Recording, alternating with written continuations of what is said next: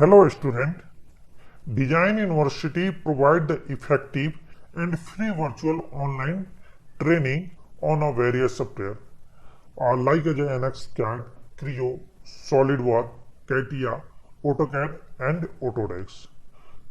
Subscribe Design University YouTube channel and totally free and virtual online training. So start करते हैं introduction to the NX-CAD.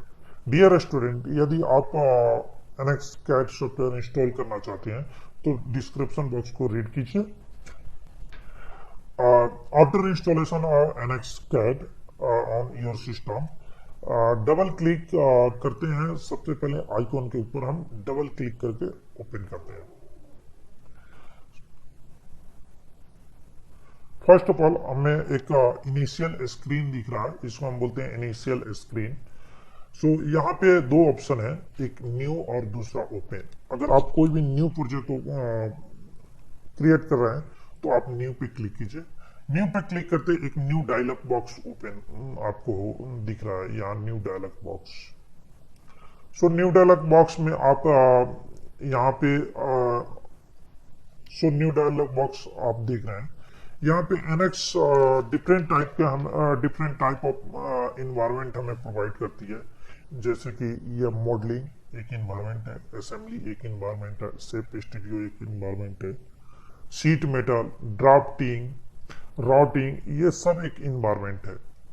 आप इसके लिए जैसे कि आपको ड्राफ्टिंग करना है तो आप ड्राफ्टिंग में जाइए और वहाँ जाके आप क्रिएट कीजिए ड्राफ्टिंग. अगर मॉडल बनाना है, कोई 3D मॉडल बनाना है तो आप मॉडलिंग इन्वायरमेंट है. तो सबसे पहले हम मॉडलिंग इन्वायरमेंट में हम मॉडल क्रिएट करेंगे. इसके लिए हम यूनिट जो है हम MM सेलेक्ट कर लेंगे और यहाँ पे हम पार्ट को इंटर कर देते हैं. पार्ट नंबर जो भी हमारा होगा वो पार्ट नंबर,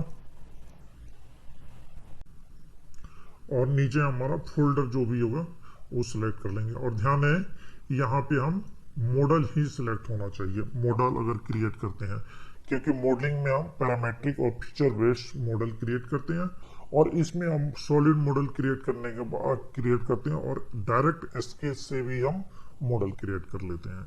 ठीक है. सो ओके क्लिक करते हैं. ओके, न्यू स्क्रीन हमें दिख रहा है, इसको बोलते हैं इनिशियल हमारा डिस्प्ले है. इसमें सामने हमें दिख रहा है सबसे ऊपर को हम बोलते हैं क्विक एक्सेस बार, राइट. और यहाँ पे हमें कमांड फाइंडर दिख रहा है जहाँ पे हम कोई भी कमांड सर्च करेंगे और आगे हम बताएंगे कि कैसे सर्च करके यहाँ से निकालते हैं.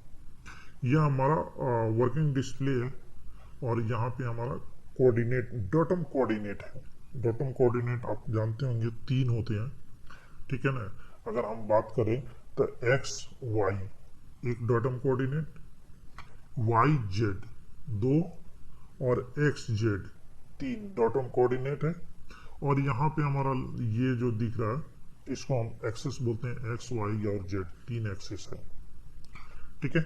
यहाँ पे मेनू है और यहाँ फाइल है और ये जो स्केच दिख रहा है इसी को हम बोलते हैं डायरेक्ट स्केच. ठीक है. और इस बार को ये पूरा ऊपर से नीचे इसको बोलते हैं रिसोर्स बार. रिसोर्स बार में हमें 3 कमांड इंपॉर्टेंट है. इसको बोलते हैं असेंबली नेविगेटर, इसको बोलते हैं कंस्ट्रेंट और इसको बोलते हैं part navigator. Part navigator track all record of operation of create a model at create a model time.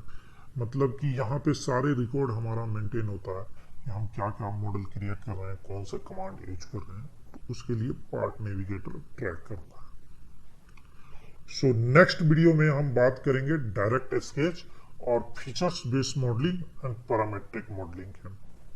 So don't forget on next video and thanks for watching this video. Thank you so much.